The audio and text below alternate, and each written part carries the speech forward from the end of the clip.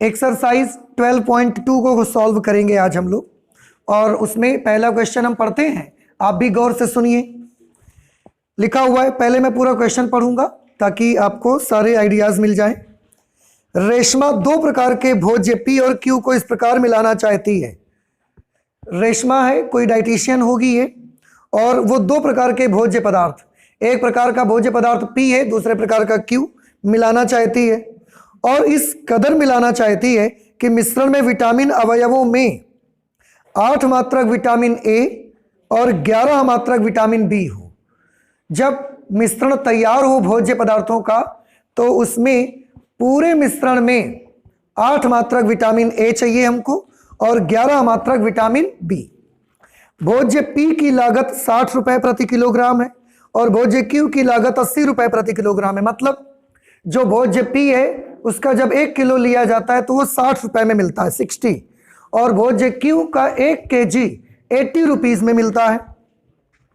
भोज्य पी में 3 मात्रक प्रति किलोग्राम विटामिन ए है और 5 मात्रक प्रति किलोग्राम विटामिन बी है। यानी कि जो भोज्य ए मिलता है उसके 1 किलो में 3 मात्रक विटामिन ए है और 5 मात्रक विटामिन बी है, जबकि भोज्य क्यू के 1 किलो में 4 मात्रक विटामिन ए है और 2 मात्रक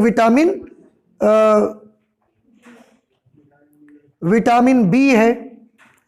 मिश्रण की न्यूनतम लागत ज्ञात करिए। आपको यह पता लगाना है कि मिश्रण बन भी जाए, उसमें सारे विटामिन भी सफिशिएंट क्वांटिटी में आ जाएं, और उसके बावजूद उस मिश्रण की लागत भी कम से कम रहे। ऐसे कैसे करा जा सकता है, या रेशमा ये वाला काम कैसे करेगी? तो उसके लिए हमको एक कैलकुलेशन करके देखना है। लगाते हैं क्वेश्चन नंबर 1। क्वेश्चन नंबर 1 देखिए। सबसे पहले, जैसा कि मैंने आपको बताया है कि सबसे पहले आप शुरुआत कहां से करेंगे, तो शुरुआत यहां से करिए कि उसको खरीदना क्या है या उसको क्या करना है। तो आंसर है, क्वेश्चन में यही पूछा गया होगा कि भोज्य ए को कितने केजी मिलाए और भोज्य बी क्यू को वो कितने केजी मिलाए। तो हम यहां पर ले लेते हैं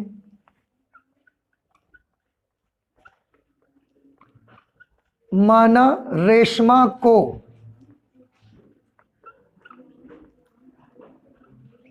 भोज्य पी के x किलोग्राम तथा भोज्य क्यू के y किलोग्राम को मिलाकर मिश्रण तैयार करना चाहिए। क्या मान लिया बेटा हमने कि रेशमा को भोज्य पी के x किलो लेना चाहिए और भोज्य क्यू के y किलो को लेकर उसका मिक्सचर तैयार करना चाहिए उसको। अब सबसे पहले हम उद्देश्य फलन ही बना लेते हैं। उद्देश्य फलन। अब ये आप सोचिए उद्देश्य फलन किस चीज का बनेगा, तो आंसर है, पूरे क्वेश्चन को पढ़ के देखिए, जिसको भी आपको न्यूनतम या अधिकतम दिखाना है उसी का उद्देश्य फलन बनेगा। तो यहां पर एक जगह ऐसा लिखा है सबसे लास्ट में, मिश्रण की न्यूनतम लागत ज्ञात करिए। यानी कि लागत कैसी होनी चाहिए मिश्रण की, न्यूनतम। तो लागत का ही उद्देश्य फलन बनेगा। तो पहले कुल लागत निकालो आप। कुल लागत कितनी आएगी, तो देखिए रेशमा x किलो खरीदती है भोज्य P और y किलोग्राम खरीदती है भोज्य Q। क्वेश्चन में आपको दे रहे हैं कि 60 रुपए प्रति किलो का रेट किसका है, भोज्य P का, और भोज्य Q की लागत कितनी है, 80 रुपए प्रति किलोग्राम। ठीक है, आप चाहें तो अच्छा पहले मैं टेबल बना देता हूं, फिर यहां पर आ जाएंगे। पहले मैं क्वेश्चन को इजी करने के लिए आपके लिए टेबल तैयार कर देता हूं। देखो इसमें बेटा सबसे पहले हम यहां पर लिखते हैं भोज्य। ठीक, भोज्य के बाद उनकी मात्रा कितनी कितनी खरीदनी चाहिए, और वो मात्रा काहे में होगी, किलोग्राम में। उसके बाद विटामिन ए के बारे में ले लेते हैं। विटामिन ए मात्रक प्रति किलोग्राम, कि विटामिन ए इतने मात्रक प्रति किलोग्राम, कितने मात्रक प्रति किलोग्राम होगी वो यहां पर लिख लेंगे हम। ऐसे ही यहां पर हम लेंगे विटामिन बी, इसको भी हम लेंगे मात्रक प्रति किलोग्राम में। और दो ही चीजें हैं। उसके बाद यहां पर हम ले लेते हैं लागत, ठीक है। और ये लागत काहे में होगी, ये लागत होगी रुपयों में। ओके, अब देखिए भोज्य दो प्रकार के, एक भोज्य पी है और दूसरा भोज्य क्यू है। यहां पर नीचे एक और बना लेते हैं लाइन। इसमें हम जहां से भी जिस चीज का भी हमको टोटल मिलेगा वो टोटल हम यहां नोट कर देंगे। अब आप थोड़ा ध्यान से देखिए। सबसे पहले रेशमा भोज्य पी कितने किलोग्राम खरीदती है, x kilogram total. Okay, Reshma जो भोज्य पी है वो कितने किलोग्राम खरीदती है, x किलोग्राम। और भोज्य क्यू को कितने किलोग्राम खरीदती है, y किलोग्राम, ठीक है। अच्छा, अब बात विटामिन वगैरह की करें तो भोज्य पी में 3 मात्रक प्रति किलो विटामिन ए है। भोज्य पी में 3 मात्रक प्रति किलोग्राम विटामिन ए है और 5 मात्रक प्रति किलोग्राम विटामिन बी है। तो 5 मात्रक प्रति किलोग्राम विटामिन बी है। जबकि भोज्य क्यू में 4 मात्रक प्रति किलोग्राम विटामिन ए, भोज्य क्यू में 4 मात्रक प्रति किलोग्राम विटामिन ए और 2 मात्रक प्रति किलोग्राम विटामिन बी है। लागत के बारे में देखोगे तो आप पाओगे कि भोज्य पी की लागत है 60 रुपए प्रति किलोग्राम, लागत रुपए प्रति किलोग्राम। तो भोज्य पी की लागत है 60 रुपए प्रति किलोग्राम, 60 रुपए प्रति किलोग्राम भोज्य पी की लागत है। और क्यू की लागत कितनी है, 80 रुपए प्रति किलोग्राम, ठीक है। इस तरह से इसमें कुछ और चीजें दी गई, जैसे उन्होंने बोला कि मिश्रण में विटामिन अवयवों में 8 मात्रक विटामिन ए। जब मिश्रण तैयार हो टोटल, तो उसमें विटामिन ए की मात्रा कितनी होनी चाहिए, 8 मात्रा होनी चाहिए टोटल उसकी। और विटामिन बी कितना चाहिए टोटल, हमें विटामिन बी हमको चाहिए टोटल 11 मात्रक। बात समझ में आई। इस तरह से टेबल हमारी तैयार है। अब इसकी हेल्प से आप सॉल्व करना स्टार्ट करें। सबसे पहले कुल लागत आप ये देखें, भोज्य पी का 1 किलोग्राम कितने रुपए का मिलता है, 60 रुपए का। और रेशमा ने इसको कितना खरीदा है, x किलोग्राम। तो उसको भोज्य पी के लिए कितने रुपए खर्च करने पड़ेंगे, 60x रुपए खर्च करने पड़ेंगे। इसी प्रकार भोज्य क्यू के लिए कितने खर्च करने पड़ेंगे, 80y। और कुल लागत के लिए दोनों को प्लस, तो उसकी टोटल लागत इतनी आएगी। और क्योंकि लागत को ही न्यूनतम दिखाना है, यही हमारा उद्देश्य फलन बन जाएगा। Therefore z is equal to 60x plus 80y. This will be our objective function. उद्देश्य फलन। और इस लागत को कैसा शो करना है, मुझे मिनिमाइज करना है इसको, ठीक है, याद रहेगा आपको। तो ये हमारा उद्देश्य फलन बन गया। इसके बाद व्यवरोध की बारी आती है। व्यवरोध, कॉन्स्ट्रेंट्स बनाने हैं। कॉन्स्ट्रेंट्स कैसे बनेंगे, थोड़ा ध्यान से सभी लोग देखें। भोज्य पी के 1 किलोग्राम में 3 मात्रक विटामिन ए, लेकिन रेशमा ने तो भोज्य पी के x किलोग्राम मिलाए हैं। तो अगर 1 किलो में 3 मात्रक विटामिन ए है तो x किलो में 3x मात्रक विटामिन ए। हम विटामिन ए का व्यवरोध बनाने जा रहे हैं, देखो। तो 3x और विटामिन ए के लिए भोज्य क्यू में 1 किलो में 4 मात्रक, तो y किलो में 4y मात्रक। कुल कितना विटामिन ए बना, 3x प्लस 4y। मिश्रण में टोटल इतना विटामिन हमको मिला। समझ में आया। अच्छा, ये जो विटामिन ए होना चाहिए ये 8 मात्रक या उससे कम होना चाहिए कि 8 मात्रक या उससे ज्यादा होना चाहिए? 8 मात्रक या उससे कम होना चाहिए। कैसे पता आपको? मिश्रण में विटामिन अवयवों में 8 मात्रक और ए और 11 मात्रक विटामिन बी हों तो इससे कम तो ना हो। आप याद रहे भाई, आप अपने अगर एक अच्छी डाइट है तो विटामिन कम चाहेंगे कि ज्यादा चाहेंगे? ज्यादा, पर्याप्त। ज्यादा भी नहीं चाहेंगे, कम भी नहीं चाहेंगे, सफिशिएंट क्वांटिटी में चाहेंगे।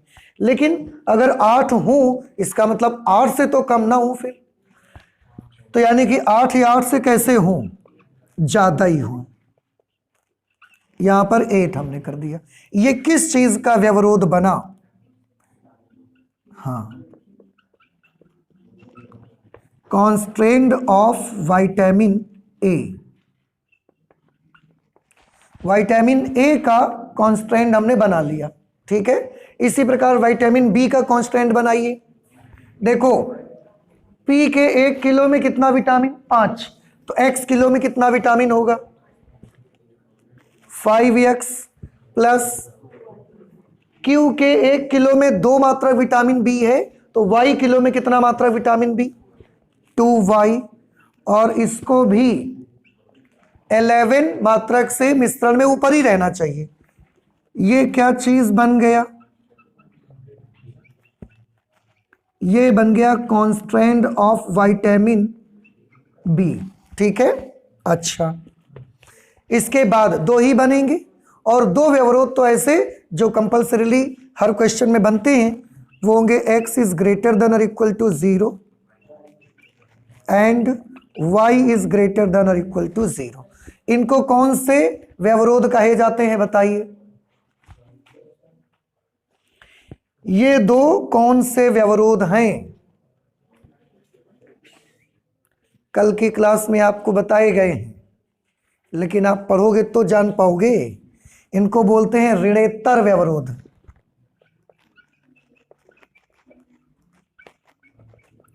नॉन निगेटिव कॉन्स्ट्रेंट, ठीक है। तो अब देखिए बेटा, उद्देश्य फलन भी बन गया, व्यवरोध भी बन गए, टेबल हमने बनाई उसकी मदद से सब कुछ किया। इसके आगे का कैलकुलेशन अब आपको करना है, ठीक है। तो प्लीज आप इसे नोट कर लें, आगे कैलकुलेट करके आप लाइए, ठीक है बेटा। देखें क्वेश्चन नंबर 2 में है, एक प्रकार के केक को 200 ग्राम आटा तथा 25 ग्राम वसा की आवश्यकता होती है तथा दूसरी प्रकार के केक के लिए 100 ग्राम आटा और 50 ग्राम वसा की आवश्यकता होती है। इसका मतलब है कोई होगा जो दो तरह के केक बना रहा है। एक प्रकार का जब केक बनता है तो उसमें क्या क्या सामग्री लगती है? आटा और वसा दोनों में लग रहे हैं। पहले वाला केक जो बनता है उसमें 200 ग्राम आटे के साथ 25 ग्राम वसा लग रही है, और दूसरी प्रकार का जो केक है उसमें 100 ग्राम आटा लगता है, 50 ग्राम वसा लगती है। केकों की अधिकतम संख्या बताओ। देखो, आपको यह बतानी है कि पहले प्रकार के और दूसरे प्रकार के ज्यादा से ज्यादा कितने केक बनाए जाने चाहिए जो 5 किलो आटे और 1 किलो वसा से बन सकते हो। हमारे पास आटा कितना उपलब्ध है? 5, और वसा कितनी उपलब्ध है? 1। इससे ज्यादा आपको आटा नहीं मिलेगा और 1 किलो से ज्यादा आपको वसा नहीं मिलेगी। इतने में ही आपको ज्यादा से ज्यादा संख्या में केक बनाने हैं। यह मान लिया गया है कि केकों को बनाने के लिए अन्य पदार्थों की कमी नहीं रहेगी। मतलब आप ये सोचने लगो कि इन्होंने सिर्फ आटा और वसा के बारे में बताया, बाकी मटेरियल का क्या होगा? तो ये सोचना आपका काम नहीं है, क्योंकि क्वेश्चन के लास्ट में उन्होंने इसके क्लियर कर दिया कि आप इसकी फिक्र मत करो, बाकी चीजों की कमी नहीं रहेगी, आपको जितना चाहिए वो आपको मिलेगा। तो आपको सिर्फ और सिर्फ किसके बारे में सोचना है? आटा और वसा के बारे में। तो बनाते हैं टेबल, इसकी तैयार करते हैं। तो सबसे पहले एक लाइन नोट कर लेते हैं कि माना केक पहले प्रकार के एक्स केक और दूसरे प्रकार के वाई केक बनाने चाहिए। माना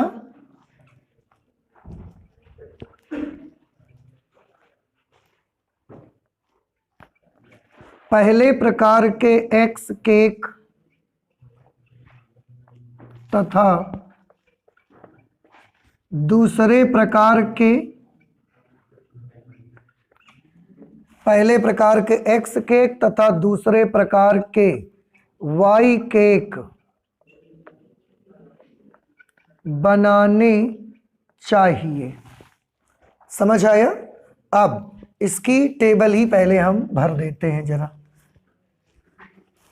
देखो बेटा, सबसे पहले यहां पर क्या लेना रहेगा मुझे, अब आप भी थोड़ा थोड़ा सीखते जाओ। सबसे पहले केक हम लेंगे, और पहला केक और दूसरा केक ऐसे, ठीक है। अब केक की यहां पर हम क्या लिख लेते हैं, संख्या, कि कौन सा केक कितनी संख्या में चाहिए। अच्छा, इसके बाद जरूरत किस किस चीज की है, आटे की, यही तो है जरूरत। तो आटे की मात्रा नोट कर लेते हैं, आटे की मात्रा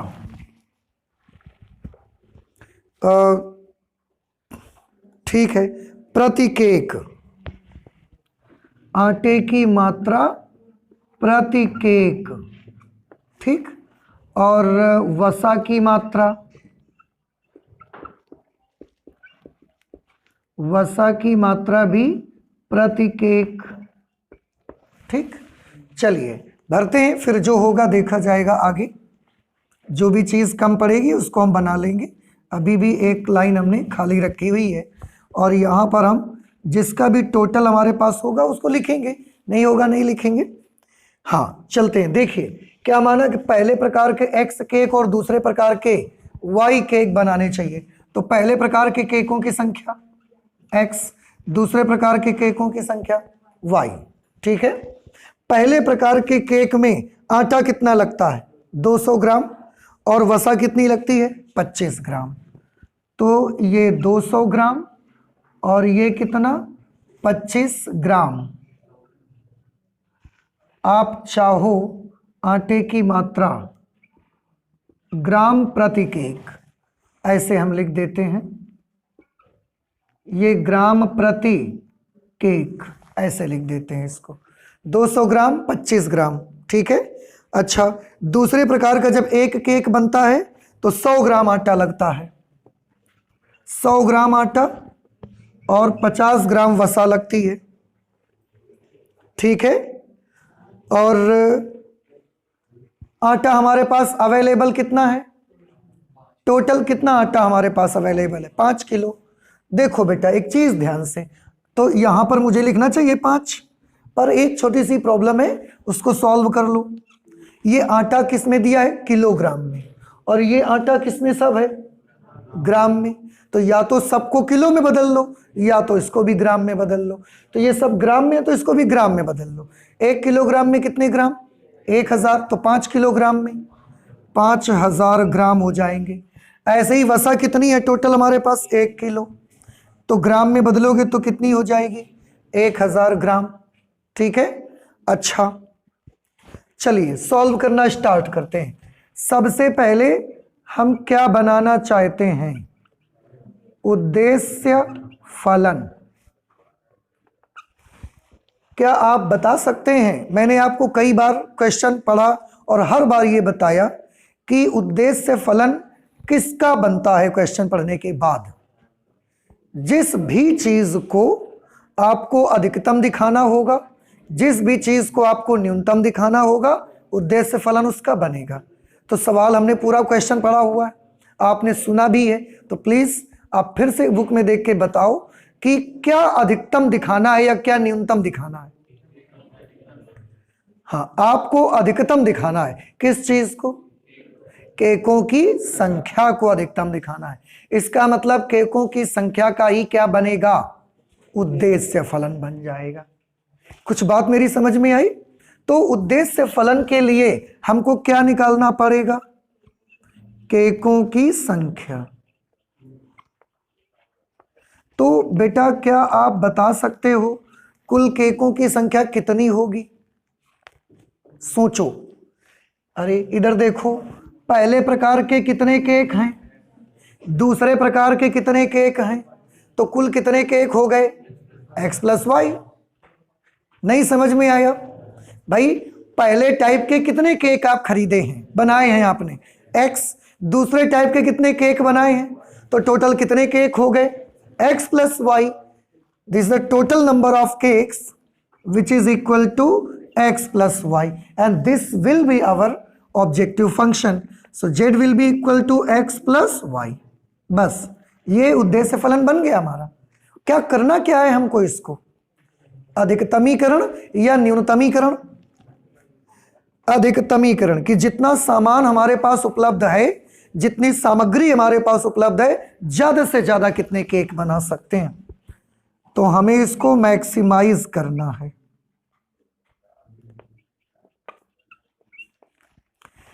ठीक है, इसके बाद हम बनाएंगे व्यवरोध। व्यवरोध बनाएंगे जिन्हें आप बोलते हैं कॉन्स्ट्रेंट्स। चलिए एक एक करके व्यवरोध बनाते हैं। पहले आटे का व्यवरोध बनाएं। आटे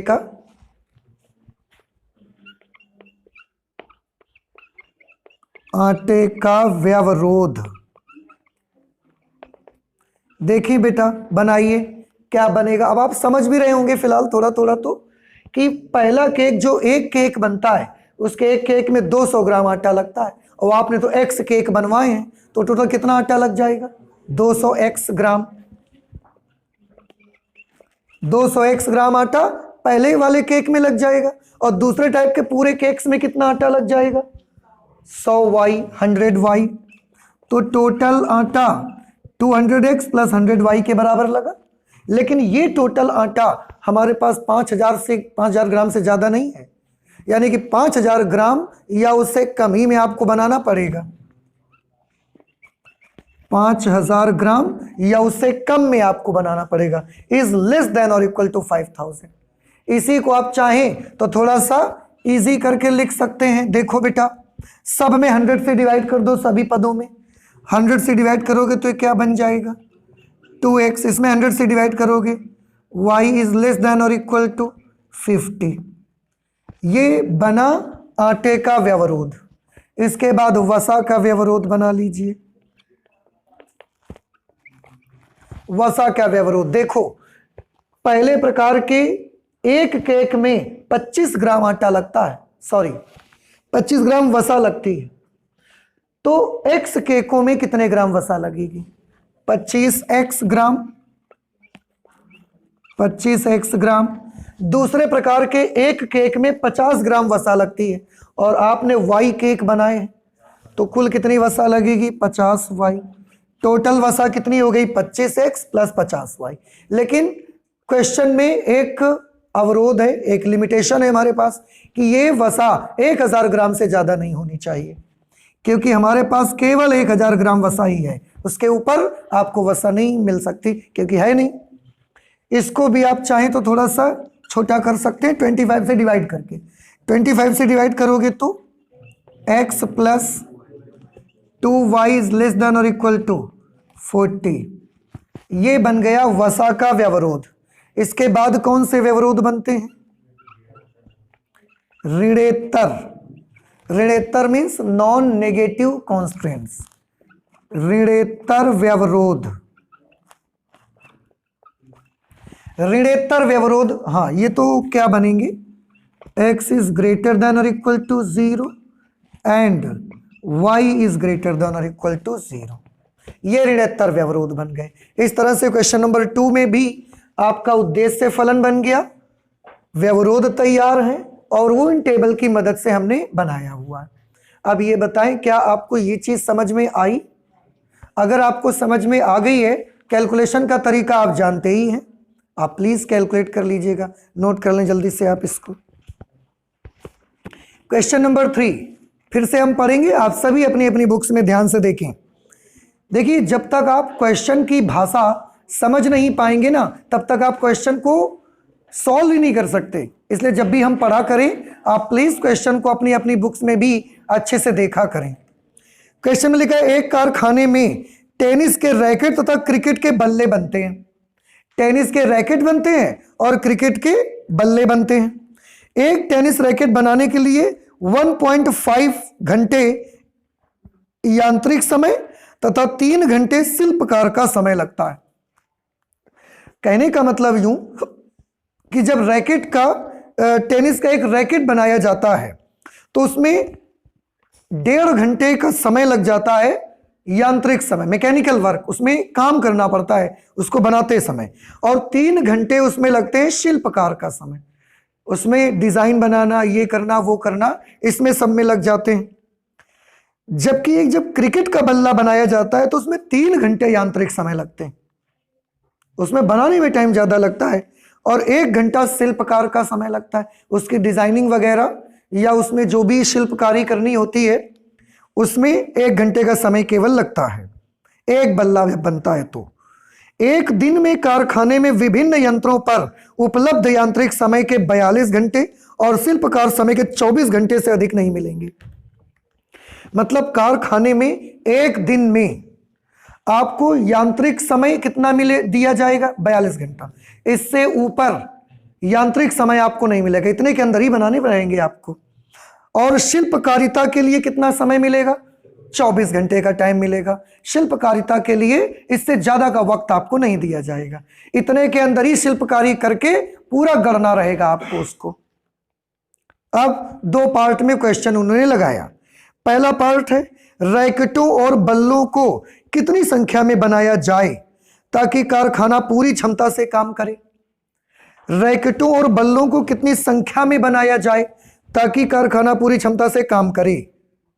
देखो, कोई कारखाना अगर पूरी क्षमता से काम करेगा तो क्या चीज ज्यादा होगी, ज्यादा बनेंगे भाई। अगर कोई फैक्ट्री जो भी वो चीज बनाती है अगर पूरी पावर से वर्क कर रही होगी तो वो प्रोडक्ट ज्यादा तैयार कर रही होगी।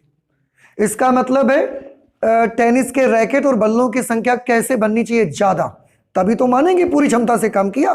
और अगर कम बने तो फिर पूरी क्षमता से उसने काम नहीं किया। सेकंड, यदि रैकेट और बल्ले पर लाभ क्रमशः ₹20 और ₹10 हो तो कारखाने का अधिकतम लाभ ज्ञात करिए यदि कारखाना पूरी क्षमता से काम करे। तो पहले पार्ट में तो आपको यह पता लगाना है कि रैकेटों और बल्लों की संख्या बताओ जिससे कारखाना पूरी क्षमता से काम करे। दूसरे में आपको फायदा भी बताना है, उसका लाभ, अधिकतम लाभ कैसे हो सकता है। ठीक है, बड़ा आसान है। चलते हैं, सबसे पहले हम टेबल बना लेते हैं इसकी।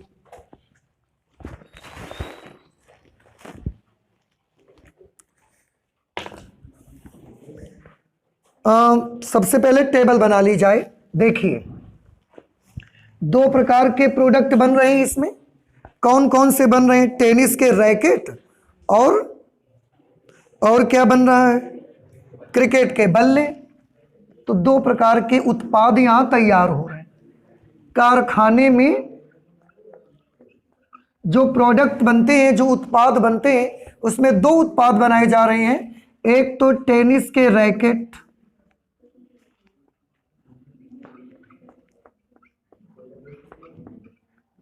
टेनिस के रैकेट, और दूसरा क्या बनते हैं, दूसरा बनते हैं क्रिकेट के बल्ले। ये 2 प्रोडक्ट वहां पर बनते हैं। सबसे पहले इनकी हम संख्या मान लेते हैं कि मान लिया प्रतिदिन, संख्या प्रतिदिन, उन्होंने यही तो बोला है ना कि एक दिन में रैकेट और बल्लों की संख्या बनाया जाए ताकि कारखाना पूरी क्षमता से काम करे, और ऊपर उन्होंने पूरा एक दिन का दिया हुआ है।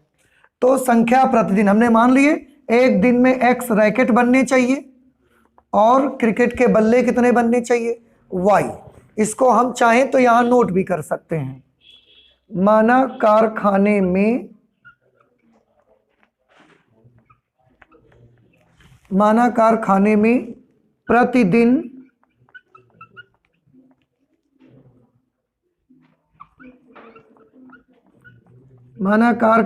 प्रतिदिन X टेनिस के रैकेट तथा Y क्रिकेट के बल्ले, Y क्रिकेट के बल्ले बनाने चाहिए। ठीक है, तो वो नंबर हमने वहां पर बगल में लिख दिया। इसमें हमें दो चीजें तो भरनी है। एक, जब ये बनते हैं तो इनमें एक यांत्रिक समय लगता है, यांत्रिक समय, और ये यांत्रिक समय किसमें दिया हुआ है? घंटे में। और घंटे में दिया है, लेकिन एक प्रोडक्ट का दिया हुआ है, एक टेनिस के रैकेट के लिए ऐसा। तो ऐसे इसको नोट कर दें, यांत्रिक समय प्रति वस्तु, और वो काहे में होगा? घंटे में। इसके बाद दूसरे में क्या आना है? शिल्पकार समय प्रति वस्तु, मतलब एक वस्तु के लिए शिल्पकार समय, वो भी काहे में दिया हुआ है हमको? वो भी घंटे में हमको दिया हुआ है। ठीक है, पहले इतना ही भरते हैं, फिर इसके बाद जो भी कमी वगैरह होगी उसके लिए हमारे पास ऑलरेडी स्पेस है, हम उसमें उसको फिलअप कर लेंगे। अब ध्यान से देखिए, क्वेश्चन एक बार मैं फिर पढ़ूंगा और अब उसको भरते जाइए। एक टेनिस रैकेट बनाने के लिए 1.5 घंटा यांत्रिक समय। टेनिस का एक रैकेट बनाना है, टेनिस का एक रैकेट तो 1.5 घंटे, और यांत्रिक समय 3 घंटे शिल्पकार का समय लगता है। एक क्रिकेट बल्ले को तैयार करने में 3 घंटे यांत्रिक समय, 3 घंटे यांत्रिक समय और 1 घंटा शिल्पकार समय लगता है। आगे भी लिखा है, एक दिन में कारखाने में विभिन्न यंत्रों पर उपलब्ध यांत्रिक समय के 42 घंटे। यांत्रिक समय के टोटल कितने घंटे मिलेंगे? 42 घंटे एक दिन में। ठीक है, आगे, और शिल्पकार के समय 24 घंटे आपको मिलेंगे। ऐसे, इससे ज्यादा वक्त आपको नहीं दिया जाएगा, इतने वक्त में ही आपको ज्यादा से ज्यादा काम करके दिखाना पड़ेगा। ठीक है, तो ये टेबल तो हमारी बन गई। अब हम सबसे पहले फर्स्ट पार्ट उठा लेते हैं। फर्स्ट पार्ट देखिए, उन्होंने बोला रैकेटों और बल्लों की कितनी संख्या बनाई जाए ताकि कारखाना पूरी क्षमता से काम करे। तो हमने मान लिए X रैकेट बनाए जाएं और Y बल्ले बनाए जाएं। ठीक है, अच्छा, अब पूरी क्षमता से काम करे। कोई कारखाना अगर अपनी पूरी क्षमता से काम करेगा तो वो इफेक्ट कहाँ दिखेगा आपको? उस वहां पर बनने वाले उत्पाद की संख्या ज्यादा से ज्यादा होगी। इसका मतलब अगर कारखाना पूरी क्षमता से काम कर रहा है तो रैकेट और बल्ले मिलाकर ये ज्यादा से ज्यादा संख्या में बनेंगे, अधिकतम बनेंगे। तो अधिकतम क्या चीज हुई? उत्पाद की संख्या। रैकेट और बल्लों की संख्या अधिकतम हुई। तो अगर पूरी क्षमता से काम करेगा तो आपको इनकी संख्या अधिकतम रखनी चाहिए, इसलिए उसी से उद्देश्य फलन मिलेगा आपको। उद्देश्य फलन, उद्देश्य फलन किसका रहेगा? संख्या का। और अब आप मुझे बताएं, कितने टेनिस के रैकेट बने? X, क्रिकेट के बल्ले कितने बने? Y, टोटल कितना उत्पाद तैयार हुआ? X plus Y। और यही क्या बन जाएगा हमारा? उद्देश्य फलन। और इसे हमको क्या शो करना है? इसे हमें मैक्सिमाइज करना है। बात समझ में आई? इसका हमको अधिकतमीकरण करना है कि इसकी अधिकतम वैल्यू कितनी होनी चाहिए, ये मैक्सिमाइजेशन इसका हमको करना है। बेटा ये समझ आया कि नहीं आया? उन्होंने ये बोला नहीं, केवल उन्होंने क्या बोल दिया? पूरी क्षमता से काम करे। पर अब आप इतने समझदार हैं कि कोई भी कारखाना, कोई भी फैक्ट्री अगर अपनी पूरी पावर से वर्क करेगी तो वो ज्यादा से ज्यादा प्रोडक्ट तैयार करेगी। ओके, इसके बाद व्यवरोध बनाना चाहते हैं। व्यवरोध, व्यवरोधों में कौन कौन से व्यवरोध बनेंगे? यांत्रिक समय का व्यवरोध,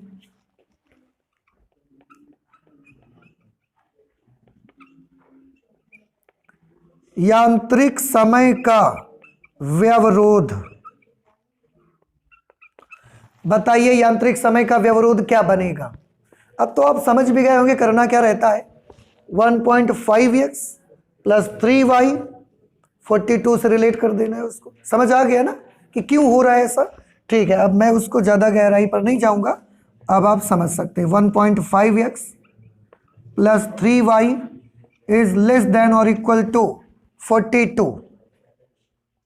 नहीं समझ में आया?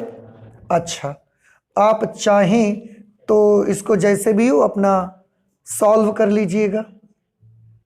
वैसे 3 से डिवाइड हो सकता है, तो 3 से डिवाइड कर दो आप। 3 से डिवाइड करोगे तो ये क्या मिलेगा? 0.5x plus Y is less than और इक्वल टू 14। ठीक है, अगर आप चाहें तो 10 से मल्टीप्लाई भी करवा दें इसमें। पॉइंट अगर हटाना चाहते हैं और इजी करना है, 10 से, ऐसा भी सही है। आप 0.5 को कितना कर सकते हैं? 1/2, फिर 2 से गुणा करना पड़ेगा आपको। चलिए, जैसे भी आपकी मर्जी कर लो। आप 1/2 करोगे, 0.5 को 1/2 लिखोगे और फिर 2 से मल्टीप्लाई करोगे, क्या मिल जाएगा? x plus 2y is less than और इक्वल टू 28। ये मिल गया यांत्रिक समय का व्यवरोध। ठीक है, इसके बाद शिल्पकार समय का व्यवरोध।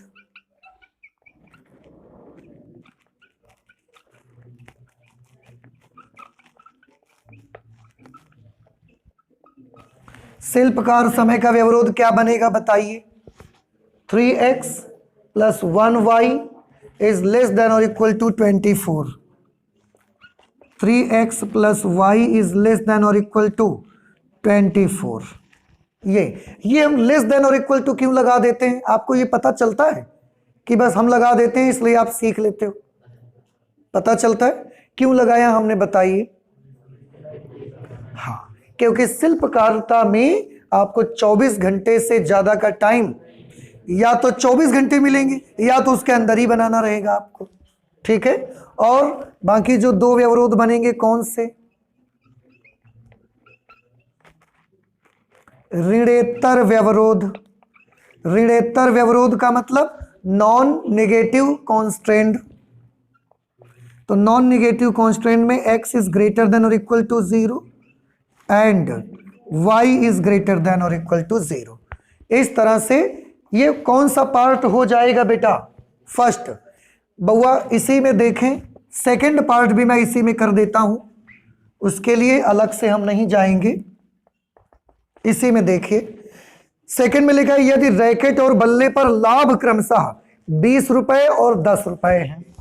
रैकेट पर लाभ, लाभ के लिए हम यहां पर भर देते हैं लाभ प्रति वस्तु, और ये लाभ काहे में है? रुपयों में। उन्होंने क्या बोला? रैकेट के एक रैकेट पर लाभ 20 रुपए का मिलता है और एक बल्ले पर लाभ 10 रुपए कम होता है। कारखाने का अधिकतम लाभ ज्ञात करिए यदि कारखाना पूरी क्षमता से कार्य करे। अब सेकंड नंबर हमने पढ़ा, आपने भी देखा होगा। तो आप मुझे बताएं इसमें कौन सी चीज को अधिकतम करके दिखाना है? ऑब्जेक्टिव फंक्शन, क्योंकि जिस चीज को अधिकतम या न्यूनतम दिखाना होगा उसी का उद्देश्य फलन बन जाएगा। तो आपने देखा किसको अधिकतम या न्यूनतम करना है? लाभ को करना है। तो लाभ ही हमारा क्या बनेगा? उद्देश्य फलन। तो लाभ निकाल लो यहां से, कुल लाभ। अब बताएं, एक रैकेट में 20 रुपए का लाभ होता है, तो x रैकेटों में 20x रुपए का लाभ हो जाएगा।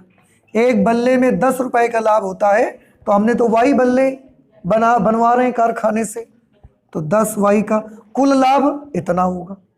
और ये जो कुल लाभ है इसी को क्या दिखाना है? अधिकतम। इसलिए यही आपका उद्देश्य फलन रहेगा, 20x प्लस 10y। इसी को आपको मैक्सिमाइज करना है। इसके बाद व्यवरोध बनाना चाहते हैं इसके। हाँ बेटा, व्यवरोध में तो कोई परिवर्तन नहीं आएगा।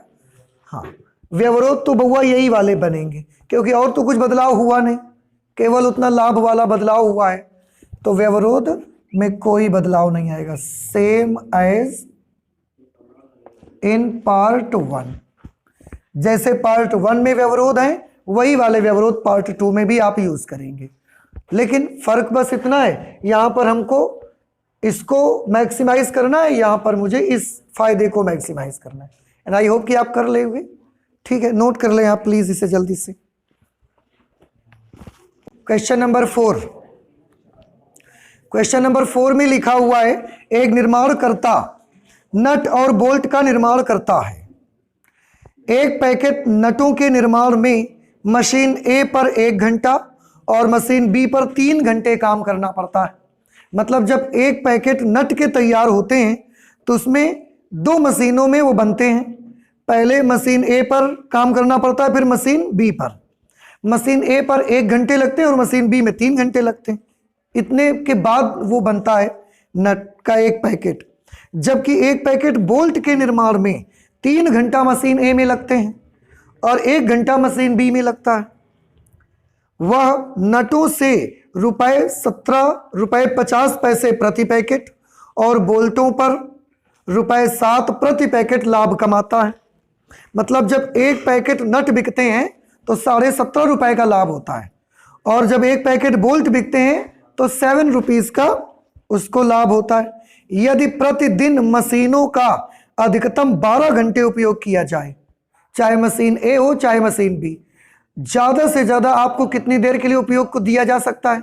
12 घंटे के लिए। उससे ज़्यादा आपको उपयोग के लिए नहीं दिया जाएगा। तो उन्होंने बोला कितने पैकेट बनाए जाने चाहिए ताकि अधिकतम लाभ कमाया जा सके। कितने पैकेट नट के बनाएं, कितने पैकेट बोल्ट के बनाएं ताकि लाभ कैसा रहे? अधिकतम। तो यहां पर हम मान लेते हैं, माना प्रतिदिन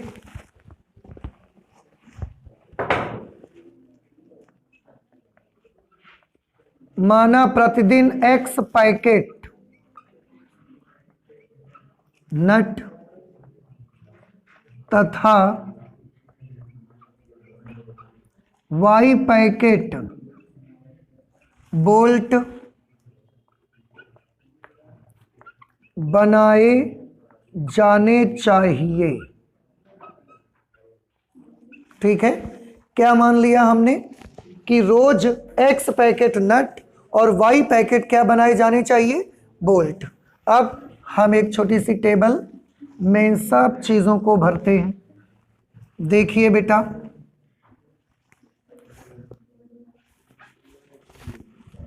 यहां पर हम लिखेंगे वस्तु।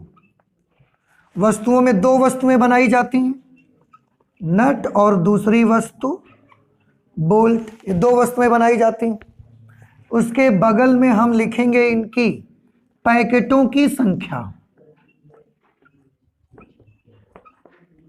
पैकेटों की संख्या, पैकेटों की संख्या X के हमने नट के X पैकेट माने और Y के बोल्ट के Y पैकेट माने। पैकेटों की संख्या प्रतिदिन। ठीक, इसके बाद मशीन ए पर लगा समय। यहां पर लिखेंगे मशीन ए पर लगा समय, और ये समय काहे में दिया है? घंटे में। ठीक है, अच्छा, मशीन बी पर लगा समय। मशीन बी पर लगा समय और ये भी घंटे में ही दिया गया है। और सबसे बाद में हम यहां पर कर लेते हैं लाभ प्रतिदिन, नहीं, लाभ रुपयों में।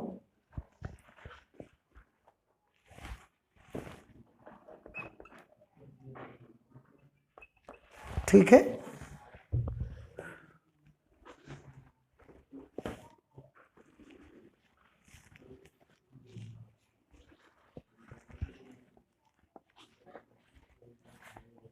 यहां पर हम टोटल कर लेंगे। ठीक है, चलिए फिलअप करना स्टार्ट करते हैं बेटा। एक पैकेट नटों के निर्माण में मशीन ए पर 1 घंटा लगता है। नट जब बनते हैं तो मशीन ए पर 1 घंटा लगता है और मशीन बी पर 3 घंटे काम करना पड़ता है। और जब बोल्ट बनाए जाते हैं तो मशीन ए में 3 घंटे और 3 घंटे मशीन ए पर, 1 घंटा मशीन बी पर। बोल्ट बनाने में मशीन ए पर 3 घंटे कर लगते हैं और मशीन बी पर 1 घंटे लगते हैं। वह नटों से 17.50 रुपीज प्रति पैकेट, 17.50 रुपए प्रति पैकेट लाभ प्रति पैकेट, 17 रुपए 50 पैसे एक पैकेट में उसको लाभ होता है नट में। और बोल्टों पर 7 रुपए प्रति पैकेट का लाभ होता है उससे। प्रतिदिन मशीनों का वो अधिकतम उपयोग 12 घंटे किया जाए। मशीनें जो आप यूज करोगे ज़्यादा से ज़्यादा कितने घंटे के लिए मिलेंगी? हाँ, मशीन ए भी आपको 12 घंटे के लिए मिलेगी और मशीन बी भी आपको ज़्यादा से ज़्यादा 12 घंटे के लिए ही मिल सकती है। इससे ज़्यादा आप नहीं उनको यूज़ कर सकेंगे। ठीक है, अच्छा, अब टेबल तो हमारी भर गई है। अब सीधे हमको आना चाहिए उद्देश्य, फलन, व्यवरोध, ये सब बनाने चाहिए। तो यहाँ पर मैंने लिखा उद्देश्य फलन। अब ये मुझे बताएं, क्वेश्चन आपने पढ़ा, मैंने पढ़ा, आपने सुना भी है और आपने पढ़ा भी होगा। तो उद्देश्य फलन किस चीज का बनाना चाहिए हमको? पहले क्वेश्चन को पढ़ के ये समझो कि क्या चीज अधिकतम या न्यूनतम करनी है, हाँ, ताकि अधिकतम लाभ कमाया जा सके। लाभ को अधिकतम करना है तो लाभ का ही फिर क्या बन, उद्देश्य फलन। अब आप थोड़ा ध्यान से देखें, उद्देश्य फलन किसका बनेगा? लाभ का। तो बताइए कुल लाभ कितने का होगा? ध्यान से देखो, एक पैकेट नट में 17.5 रुपए का लाभ, तो x पैकेट नट बनेंगे तो कितने का लाभ? 17.5x, 17.50x। ठीक, उसके साथ बोल्ट के एक पैकेट में 7 रुपए का फायदा है तो y पैकेटों में 7y रुपए का फायदा रहेगा। और इसी लाभ को अधिकतम दिखाना, इसलिए यही उद्देश्य फलन है। ऑब्जेक्टिव फंक्शन को हम z से रिप्रेजेंट करते हैं, x प्लस 7y, और लाभ है इसलिए इसको क्या करना रहेगा हमको? इसलिए इसको हमें मैक्सिमाइज करना रहेगा। समझ आ रहे हैं आपको? अच्छा, अब व्यवरोध भी बनाने हैं भाई।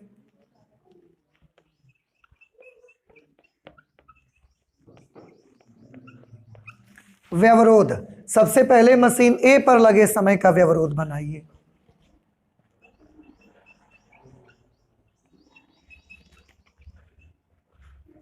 मशीन ए पर लगे समय का व्यवरोध, मशीन ए पर लगे समय का व्यवरोध बताइए क्या बनेगा? 1x into 3y, x plus 3y is less than और इक्वल टू 12, क्योंकि 12 घंटे से कम समय मिल सकता है, ज़्यादा नहीं मिलेगा आपको। ये मशीन ए पर लगे समय का व्यवरोध हो गया। इसी तरह से मशीन बी पर लगे समय का व्यवरोध क्या होगा बताएं? 3x plus Y is less than और इक्वल टू 12। ये मशीन बी पर लगे समय का व्यवरोध। और दो व्यवरोध जो कि हमेशा की तरह बनेंगे, ऋणेतर व्यवरोध, non negative constraint, x is greater than और इक्वल टू 0 और y इज ग्रेटर देन और इक्वल टू 0। इस तरह से आपके ये कौन सा क्वेश्चन हो गया? Question number 4। तो बेटा 1 2 3 4 आपको इन चारों के चारों क्वेश्चंस को कैलकुलेट करना है, सॉल्व करना है। एंड आई होप कि ये वाला पोर्शन आपको हर क्वेश्चन का आ रहा होगा। ठीक है, तो आप आगे का कैलकुलेशन भी कर लेते हैं, आप करके बताइए। अगर कोई भी क्वेश्चन का कैलकुलेशन डिफ़िकल्ट लगे या आपसे नहीं हो पा रहा हो तो प्लीज़ मुझे ज़रूर बताइएगा, हम आपको उसे करके दिखा देंगे। ठीक है, तो आज फिर मैथमेटिक्स में हम लोग इतना ही रख लेते हैं, आगे और भी बहुत सारी पढ़ाई करेंगे, नेक्स्ट क्लास में करेंगे। ठीक है, थैंक यू।